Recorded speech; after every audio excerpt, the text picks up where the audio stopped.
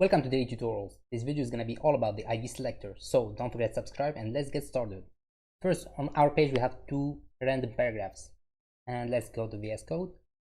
And as we've seen in the last tutorial, if we use the type selector for the paragraph element, the styling is going to apply to both paragraphs. So let's see, P background, let's say green. Now let's check the browser. And the ID selector gives us the ability in case we want to just style one of them. So let's go back to the VS Code.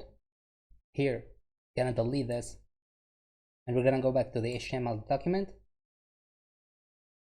and we're gonna add an ID for the first paragraph, which is gonna be unique for it. So ID, let's call it first. Now let's go back to the CSS style sheet.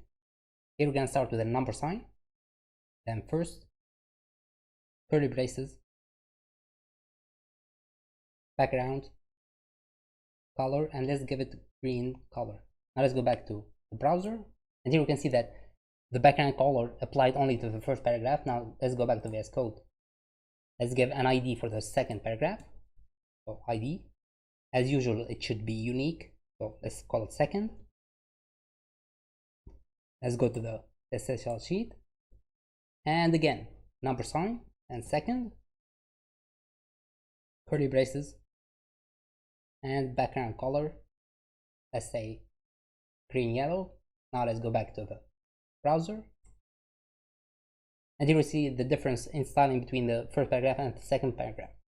Thank you for watching. Don't forget to subscribe and see you next time.